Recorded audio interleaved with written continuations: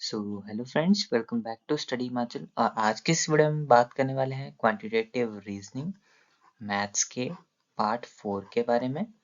पहली 3 वीडियोस हम डिस्कस कर चुके हैं और आज हम बात करेंगे पार्ट 4 के बारे में, जिसमें क्वेश्चंस रहेंगे हमारे पास एमसीक्यू बेस्ड, जैसा कि पहली 3 वीडियोस में आते जा रहे हैं हमारे पास। और ये मिक्स्ड एमसीक्यूज क्वेश्चन होंगे, जैसा कि पहले भी हमने डिस्कस किया है। और इनका कॉम्प्लेक्सिटी लेवल हमारे पास मीडियम रहेगा, ना ही लो रहेगा ना ही हाई रहेगा। क्या रहेगा? मीडियम रहेगा हमारे पास। ठीक है जी, तो चलिए बढ़ते हैं अपने फर्स्ट क्वेश्चन की तरफ जी। तो यहाँ पे पहला क्वेश्चन है हमारे पास, अ सम of rupees 9,800 gives simple interest of rupees इतने in 6 years. What will be the rate of interest per annum? Per annum के हिसाब से, यानी कि पर ईयर के हिसाब से आपको रेट ऑफ इंटरेस्ट यहाँ पे बताना है। इसको हम हिंदी में भी डिस्कस करें तो क्या आता है कि 9,800 रुपये की राशि पर 6 वर्षों का साधारण ब्याज 4704 रुपये देता है। तो प्रति वर्ष ब्याज दर क्या होगा? प्रति वर्ष ब्याज दर हमें निकालना है, यानी कि what will be the rate of interest, R निकालना है। तो हमें पता है यहाँ पे देखिए गिवन क्या है, सिंपल इंटरेस्ट। सिंपल इंटरेस्ट कितना है हमारे पास? 4707। ठीक है। और प्रिंसिपल कितना है हमारे पास? देखिए जो रुपीज में लिखा गया है कितना है? 9800, 9,800। ठीक। आर हमें फाइंड आउट करना है और टाइम हमें दिया है कितना? 6 इयर्स, यानी कि 6 साल। 6 साल हमें समय दिया है। ठीक है। तो सिंपल इंटरेस्ट का फॉर्मूला क्या रहता है हमारे पास? P into R into T upon 100। ठीक है जी, P into R into T upon 100। तो वैल्यूज यहाँ पे पुट कर दो। P की वैल्यू क्या है हमारे पास? सॉरी, सिंपल इंटरेस्ट की वैल्यू क्या है हमारे पास? 4707 इज इक्वल्स टू 9800 P की वैल्यू इंटू आर हमें निकालना है, टाइम है 6, आर निकालना है अपॉन 100। ठीक है। तो जो कटता है उसे काटिए कैंसल आउट करके। ये आगे 1, 5, 6 और 9। तो आर यहाँ से क्या आया? R is equals to 1569 divided by 98 into 2। ठीक है। तो इसको कट करके हमारे पास आर की वैल्यू आती है 8%। ठीक है, 8%। तो देखिए कोई ऑप्शन है? जी हाँ बिल्कुल है, ऑप्शन सी आपके पास यहाँ पे करेक्ट हो गया। ठीक है, ऑप्शन सी क्या हो गया? करेक्ट हो गया। चलिए आगे बढ़ते हैं। कुछ नहीं है इस क्वेश्चन में, सिंपल इंटरेस्ट का फॉर्मूला हमने यहाँ पे लगाया है, जहाँ पे आर हमें निकालना था, बाकी सारी वैल्यूज जो है हमें गिवन है। ठीक है जी, चलिए बढ़ते हैं नेक्स्ट क्वेश्चन की तरफ जी। नेक्स्ट क्वेश्चन है, what is the value of this? इसकी वैल्यू हमें यहाँ पे फाइंड आउट करनी है। देखिए ये एक एक्सप्रेशन हमारे पास दिया है मैथमेटिकल। क्या दिया है? मैथमेटिकल एक्सप्रेशन हमें दिया है। इसकी वैल्यू हमें यहाँ पे फाइंड आउट करनी है। कुछ नहीं करेंगे, क्या करना है? बोर्ड मास का फॉर्मूला हमें यहाँ पे लगाना है। बोर्ड मास का फॉर्मूला क्या होता है? ब्रैकेट ऑफ डिवीजन, एम से मल्टीप्लिकेशन, ए से एडिशन और एस से सब्ट्रैक्शन। ठीक है जी, ये हमारे पास फॉर्मूला रहता है। ठीक, बोर्ड मास का। तो चलिए सॉल्व करते हैं इसको। क्या आएगा?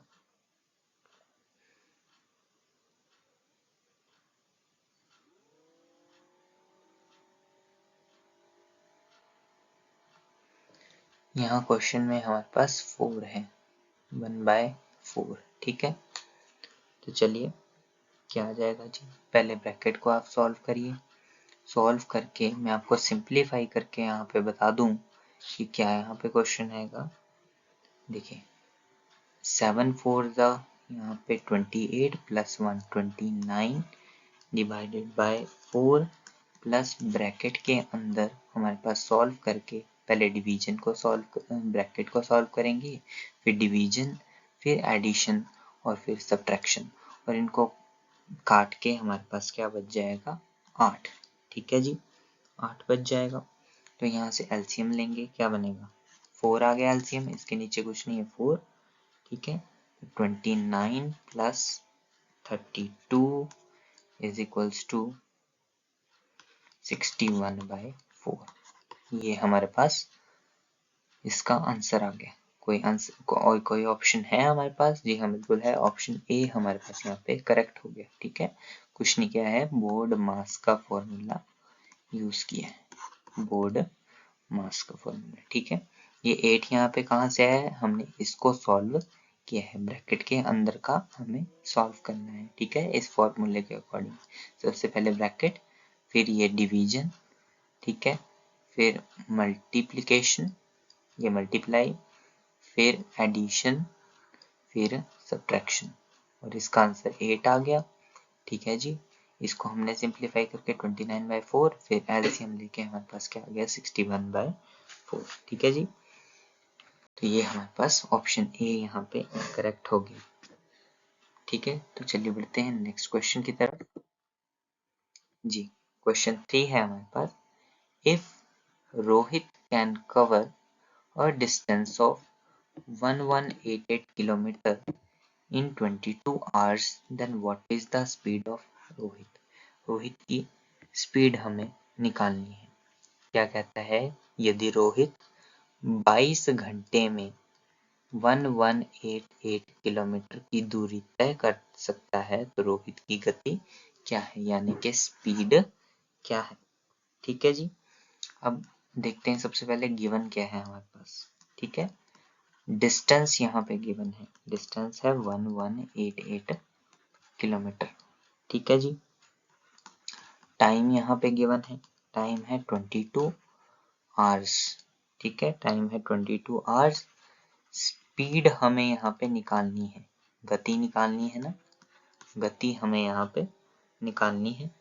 ठीक है जी, तो स्पीड का फॉर्मूला क्या रहता है हमारे पास, speed is equals to distance upon time.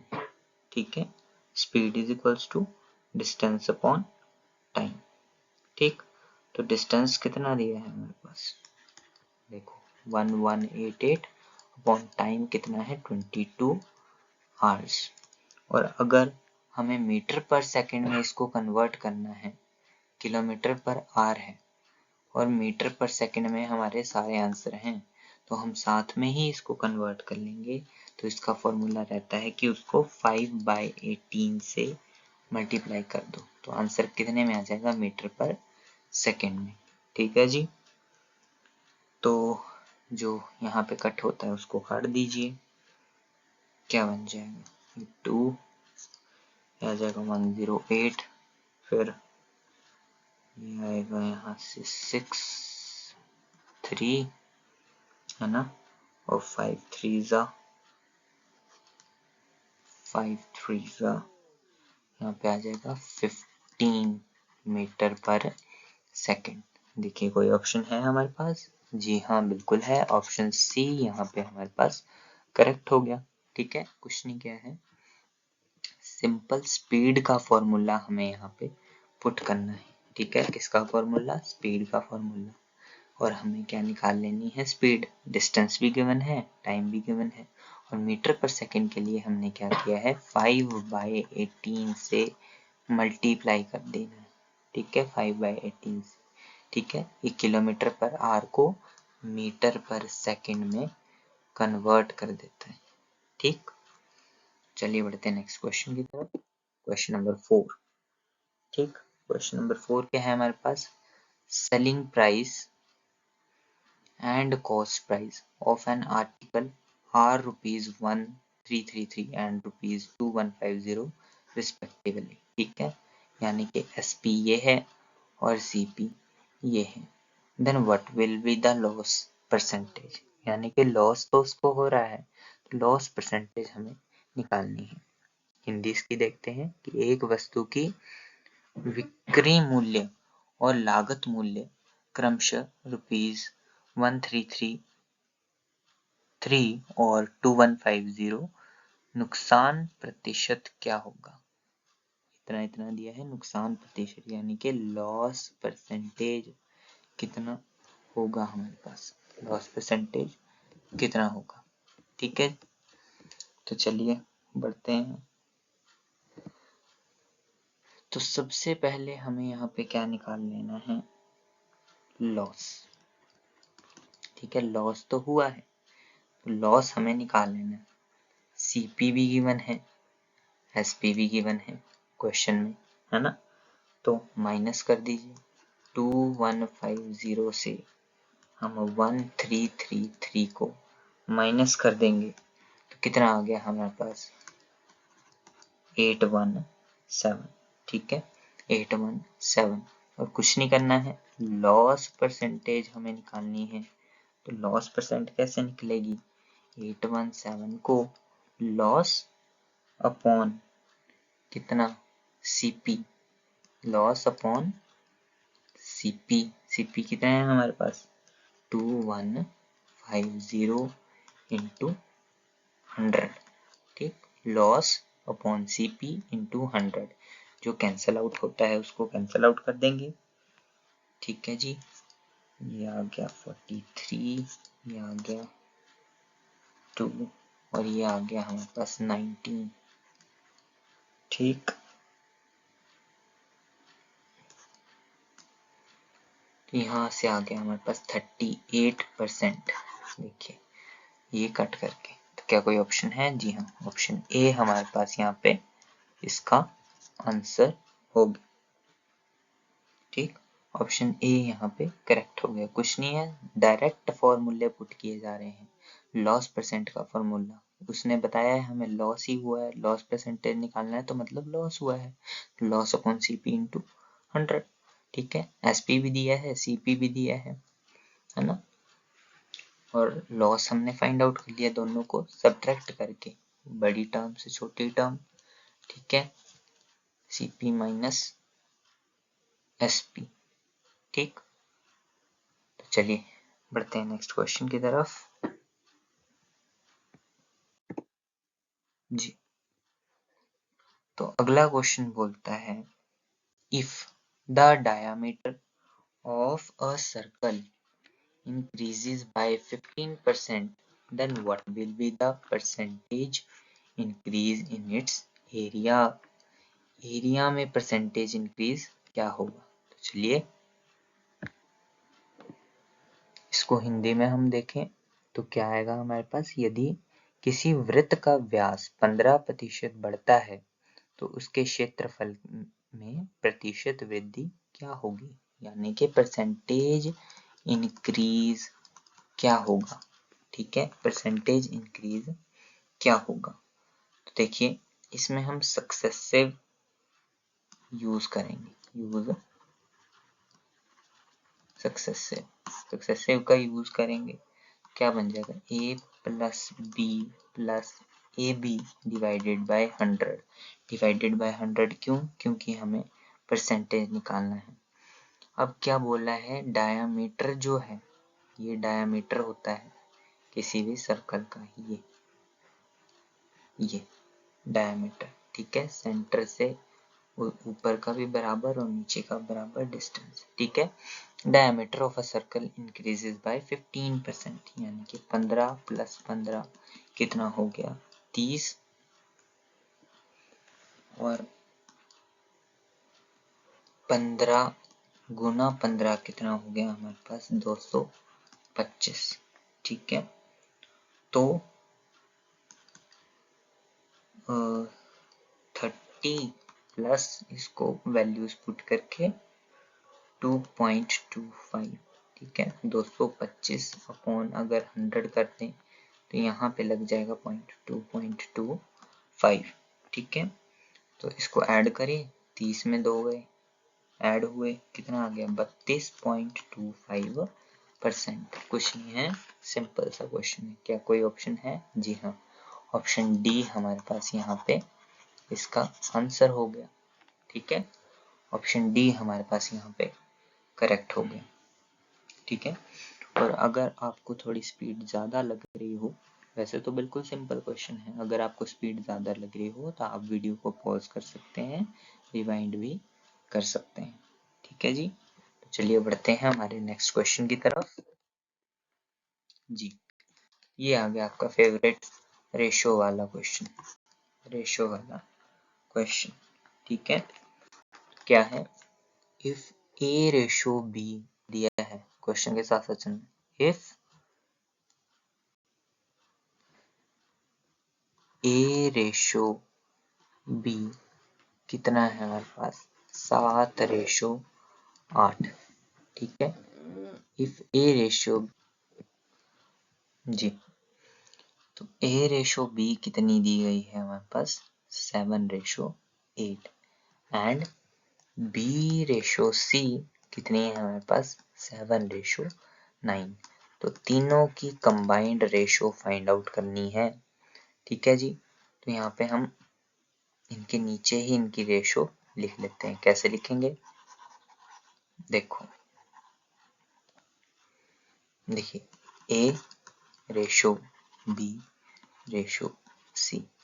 A B की कितनी है? 7:8। और बी सी की कितनी है? 7:9। ए बी सी निकालना है। कैसे निकालना है? कुछ नहीं करना है, इसको इससे, इसको इससे और इसको इससे मल्टीप्लाई कर देना है, यानी कि गुणा कर देना है। ठीक है, गुणा कर देना है। ठीक, तो सिंपली मल्टीप्लाई कर देंगे, क्या आ जाएगा? 7 × 7 रेशो 8 × 7 रेशो 8 × 9। ठीक है, मल्टीप्लाई कर देना है, क्या आएगा? 49 रेशो 7 8 जा 56 और 8 9 72। ये देखिए, तो ये रेशो आ जाएगी ए रेशो बी रेशो सी की। क्या कोई ऑप्शन है? जी हाँ, बिल्कुल है, ऑप्शन बी आपके पास यहाँ पे करेक्ट हो गया। ठीक है जी, कुछ नहीं किया है, इसको आपस में इसके क्रमानुसार हमने मल्टीप्लाई कर दिया है, तो यहाँ पे बी ऑप्शन आपके पास करेक्ट हो गया। ठीक है, तो चलिए बढ़ते हैं नेक्स्ट क्वेश्चन की तरफ। जी, नेक्स्ट क्वेश्चन है हमारे पास कि Rohit multiplies a number by 2 instead of dividing the number by 2। कि वो मल्टीप्लाई कर देता है किसी भी नंबर को, उसको डिवाइड करने के बजाय 2 से। उसने डिवाइड करना था और वो मल्टीप्लाई कर देता है, तो resultant number is what percent of the correct value. कि रिजल्टेंट नंबर जो है कितने परसेंट होगा करेक्ट वैल्यू से। ठीक है, हिंदी में आपको बता दूं कि रोहित किसी संख्या को 2 से विभाजित करने के बजाय 2 से गुणा करता है, तो परिणामी संख्या सही मान कितना प्रतिशत है? परिणामी संख्या का सही मान कितना प्रतिशत है, यानी कि परसेंटेज निकालनी है हमें। ठीक है, किसकी? परिणामी संख्या की, परिणामी संख्या की। ठीक है, थोड़ा हिंदी भी लिख देते हैं। तो इसमें आपने क्या करना है, जो परिणाम है उसको सही से यानी कि जो करेक्ट है उससे मल्टीप्लाई बाय 100 कर देना है, क्योंकि हमें परसेंटेज निकालनी है। ठीक है, और मान लीजिए कोई वैल्यू जो नंबर था वो नंबर हम अपना फेवरेट नंबर x मान लेते हैं। ठीक है, तो क्या आ गया, 2 से डिवाइड करने के बजाय वो मल्टीप्लाई कर देता है, और क्या करना था, उसने डिवाइड करना था 2 से, तो उनकी परसेंटेज हमें निकालनी है। ठीक है, परसेंटेज हमें निकालनी है। 2x इंटू 2 ऊपर चला गया बाय x। ठीक है जी, x से x कट गया तो क्या आ गया, 4 इंटू 100। तो सिंपली आंसर आ गया 400%, क्योंकि परसेंटेज निकाल रहे हैं ना, तो आंसर आ गया 400%। क्या कोई ऑप्शन है? जी हाँ, ऑप्शन डी हमारे पास यहाँ पे इसका आंसर हो गया। ठीक है, कुछ नहीं किया है, उस नंबर को हमने x मान लिया है और उसने क्या कर दिया, मल्टीप्लाई कर दिया, किसके बजाय, उसको डिवाइड करने के वजह से, यानी कि परिणाम क्या उसके आ गया ये, जबकि सही क्या था, ये था, और उससे मल्टीप्लाई कर दिया हमने 100 को, क्योंकि हमें परसेंटेज निकालनी है। ठीक है, तो रिजल्टेंट नंबर हमारे पास, रिजल्टेंट नंबर की परसेंटेज कितनी आ गई, 400%। ठीक है जी, तो चलिए बढ़ते हैं नेक्स्ट क्वेश्चन की तरफ। बिल्कुल सिंपल लेवल के क्वेश्चन आपके पास यहाँ पे दिए हैं, इनका कॉम्प्लेक्सिटी लेवल जो है हाई नहीं है, हाई नहीं है, बड़ा लो भी नहीं है, ये लेवल है मीडियम। ठीक है, मीडियम लेवल के हमारे पास क्वेश्चन है। ठीक है, ताकि हमारी प्रिपरेशन जो है ज़बरदस्त तरीके से हो जाए। ठीक है, इसी तरह के क्वेश्चन आपको आएंगे, सब जगह आपको इसी तरह के क्वेश्चन मिलेंगे। हो सकता है वैल्यू सेम हो सकता है क्वेश्चन थोड़ा सा बदल दिया हो सकता है वैल्यू बदल दी हो सकता है एग्जैक्ट क्वेश्चन यही हो सकता है एग्जैक्ट क्वेश्चन ही पेपर में आया हो या आ जाए, है ना। तो हमें उसी तरीके से इसको सॉल्व करना है। ठीक है, चलिए अब ये क्वेश्चन हमारे पास आता है मेंसुरेशन से, यानी कि एरिया वाले क्वेश्चन आ गए हमारे पास। तो देखिए क्या है question, the perimeter of a square and a circle are same if the area of the circle is इतने, then what will be the area of the square, then what will be the area of the square, यानी कि एक वर्ग और एक वृत्त की परिधि समान है, यदि वृत्त का क्षेत्रफल इतना है, ठीक है जी, तो वर्ग का क्षेत्रफल कितना होगा। ठीक, कुछ नहीं करना है, देखिए एक हमारे पास दिया है square, perimeter of square, square तो सबने देखा है, इसको बोलते हैं स्क्वायर।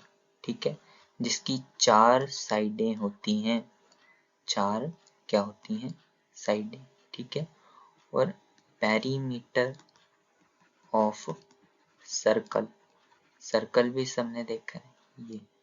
ठीक है, सर्कल जिसकी एक साइड नहीं होती। ठीक है, एक साइड नहीं इसमें हम गिनते हैं, इसका पूरा सरकमफ्रेंस यानी कि पेरीमीटर हम देखते हैं, जिसको सरकमफ्रेंस भी बोलते हैं।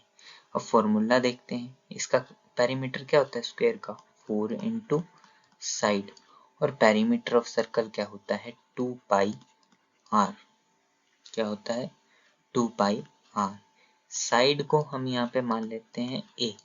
ठीक है, कोई साइड है इसकी एस है या ए साइड है स्क्वायर की। ठीक है, तो क्या बोला है, आर सेम, यानी कि ये दोनों बराबर हैं, जो जितना क्षेत्रफल उसका है उतना ही उसका है।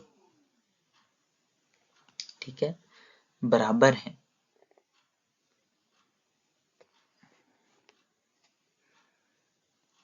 सॉरी क्षेत्रफल नहीं, यहाँ पे पेरीमीटर बराबर है ना, पेरीमीटर की तो बात कर रहे हैं हम, तो पेरीमीटर यहाँ पे बराबर है, तो यानी कि 4 into side is equals to 2 pi are.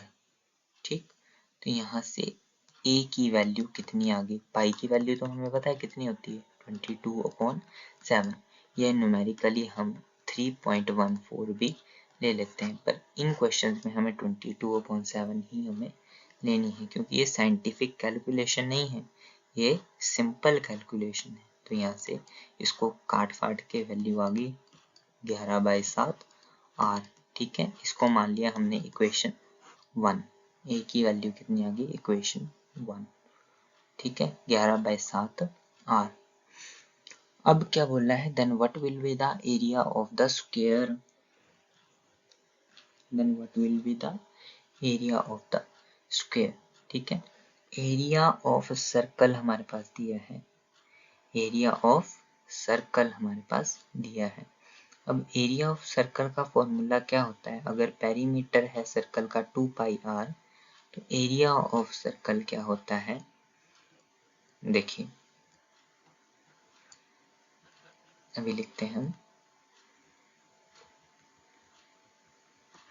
Area of circle क्या होता है हमारे पास पाई आर स्क्वायर। ठीक है, तो पाई आर स्क्वायर यहाँ पे किसके बराबर दिया गया है क्वेश्चन में, 1386 सेंटीमीटर स्क्वायर। ठीक है, ये गिवन है, क्या है, गिवन है।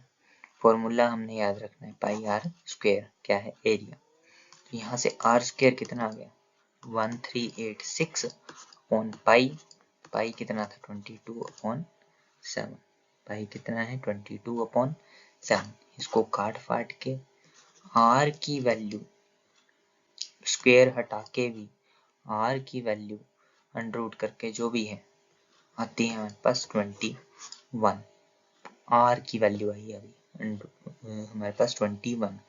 और पिछले स्टेप में याद कीजिए कि हमने इक्वेशन बनाई थी a is equals to 11/7 R.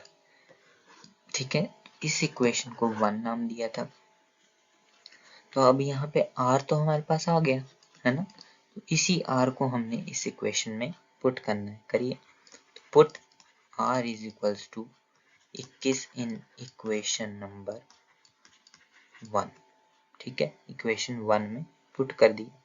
ठीक है, क्या है, a की वैल्यू क्या आ गई, देखिए इक्वेशन नंबर 1 को ध्यान से, 11/7 इंटू आर की जगह बस 21 पुट कर लिया, तो 7 दिए 21 और 11 दिए 33, तो a की वैल्यू आ गई हमारे पास 33।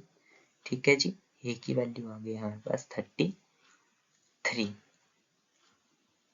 ठीक, और 33 का स्क्वायर हमारे पास कितना होता है, सेंटीमीटर स्क्वायर में है आंसर, 33 का स्क्वायर होता है हमारे पास 1089।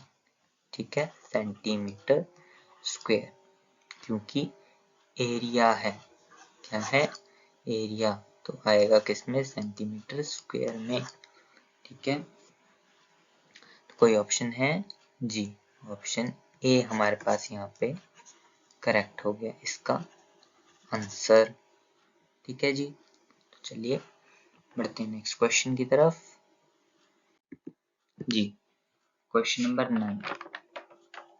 अब क्वेश्चन 9 क्या है हमारे पास, if HCF highest common factor of the two numbers is 8, then which of the following cannot be their LCM। ठीक है, इन चारों में से कौन सा उसका LCM नहीं हो सकता, यानी कि यदि दो संख्याओं में से महत्तम समापवर्तक 8 है, ठीक है, तो निम्न में से कौन सा उनका लघुत्तम समावर्त्य नहीं हो सकता है। ठीक है, नहीं हो सकता है, इसमें पूछा है कैन नॉट, ये नहीं बोला है कि कौन सा हो सकता है, ये बोला है कौन सा नहीं हो सकता है। ठीक है, 8 का, यानी कि अब 8 का हाईएस्ट कॉमन फैक्टर 2 नंबर का 8 है, then which of the following is the can not be there LCM. तो वही हो सकता है जो कि मल्टीपल हो, है ना, मल्टीपल हो 8 का। अब इसमें कोई फॉर्मूला तो हम लगाएंगे नहीं, हम इसमें शॉर्टकट सिंपल लगाएंगे। क्या कहते हैं, स्मार्ट वर्क इसमें हम करेंगे कि जितने भी हमारे ऑप्शन हैं इन सबको हम मल्टीप्लाई करके देख लेंगे, है ना, कि कौन सा 8 से डिविजिबल है ना, कि कौन सा 8 के टेबल में आ रहा है हमारे पास। जो आ रहा होगा वो तो ठीक है ना, क्योंकि 3 ऑप्शन तो आ ही रहे होंगे कोई ना कोई। यहाँ पे बोला है कैन नॉट, जो नहीं आ रहा होगा यानी कि वही हमारा आंसर है, जो कि नॉट डिविजिबल है 8 से। अब देखिए ऑप्शन देखते हैं, 8 3 हमारे पास 24 आते हैं, तो ये तो ऑप्शन हट गया, ठीक है। 8 6 48 आते हैं हमारे पास, तो ये भी ऑप्शन हट गया, मतलब 8 से सभी डिविजिबल हैं यानी कि फैक्टर हैं, ठीक है। और 8 9 हमारे पास आते हैं 72 यानी कि 72, तो ये भी ऑप्शन कट गया। ऑप्शन क्या बटा हमारे पास 68, 68 नहीं आता, 68 नहीं आता 8 के टेबल में, तो ये क्या है, नॉट डिविजिबल बाय 8 है ना, ठीक है। तो ये कैन नॉट बी देयर, उन दो नंबर का एलसीएम भी नहीं हो सकता, कैन नॉट लिखा है, तो यही हमारा ऑप्शन सी करेक्ट इसका आंसर हो गया, ठीक है। यही हमने मल्टीप्लाई करके देख लिया सिंपली और कुछ नहीं किया। चलिए नेक्स्ट क्वेश्चन की तरफ बढ़ते हैं।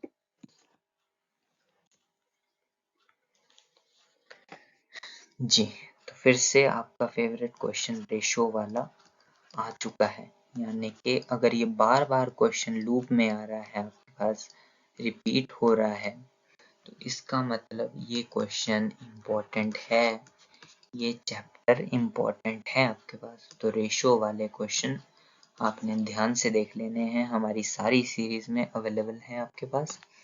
इसी को भी वैसे ही करना है, पीछे भी हमने ऐसा क्वेश्चन किया, सेम लगभग मिलता जुलता, है ना, और फिर से हमारे पास ये क्वेश्चन आ गया। तो चलिए बढ़ते हैं क्वेश्चन के साथ ही। वैल्यू ऑफ सी हमें निकालनी है, ठीक है। ए रेशो बी है 5:8। देखो ए रेशो बी कितनी है, 5:8, और सी और बी रेशो सी है आपके पास 11:13, ठीक है। तो ए रेशो बी रेशो सी अगर हम निकाल लें पिछले क्वेश्चन की तरह, तो सी की वैल्यू भी फाइंड आउट कर सकते हैं, यानी कि क्या किया था, इसको इसको और इसको आपस में गुणा कर दिया था, है ना। क्या आ गया, 11 पंजे रेशो 11 इंटू 8 रेशो 8 इंटू 13, यानी कि 55 रेशो 88 रेशो 104। ये क्या आ गया, ए रेशो बी रेशो सी, है ना, ए रेशो बी रेशो सी। अब 55 से यहाँ पे तो ए की वैल्यू 110 दी है, हमारे पास क्या आ रही है 55, तो क्या रिलेशन है 110 और 55 में, 55 को अगर 2 से मल्टीप्लाई करें तो आता है 110, यानी कि ए की वैल्यू कैसे आई है 55 इंटू 2। अब बोला है सी की वैल्यू फाइंड आउट करो, तो सी की वैल्यू भी हमारे पास निकली जो है क्या है 104। अगर इसको भी हम 2 से मल्टीप्लाई करें तो और चेक करें कि क्या कोई ऑप्शन आ रहा है हमारे पास, तो इसको 2 से मल्टीप्लाई करके क्या आता है हमारे पास 208। क्या कोई ऑप्शन है, जी हाँ बिल्कुल है, ऑप्शन सी हमारे पास यहाँ पे करेक्ट हो गया। ऐसे ही हमने आंसर फाइंड आउट कर लिया। इन्होंने कुछ नहीं किया है, इन्होंने यहाँ पे ए रेशो बी रेशो सी नहीं फाइंड आउट करने को कहा, इन्होंने कहा सिर्फ सी की ही वैल्यू हमें बताओ, है ना। ए बी दी है, बी सी दी है, तो सी की वैल्यू हमें निकालनी है। और इन्होंने मल्टीप्लाई करके आंसर लिखा हुआ है ना। तो यही हमें देखना है, क्या रिलेशन, हर क्वेश्चन में कोई ना कोई पैटर्न बनता है, तो क्या पैटर्न फॉलो किया गया है वही देखना। ठीक है, तो इसी के साथ हम इस वीडियो को भी एंड करते हैं। तो यहीं पे हमारी 4th सीरीज भी समाप्त हो गई। 40 क्वेश्चन, देखिए देखते ही देखते 40 क्वेश्चन हम कवर कर चुके हैं। तो इन क्वेश्चंस को आप रिवाइज करें और साथ ही साथ जो चैनल पे नए हैं इसको सब्सक्राइब करें, बेल आइकन को भी प्रेस करें ताकि आपको सारी की सारी नोटिफिकेशन मिलती रहे, और जितने भी इंपॉर्टेंट लिंक्स हैं हम आपको डिस्क्रिप्शन में प्रोवाइड कर देते हैं। ठीक है, तो thank you so much for watching, have a nice day, good luck.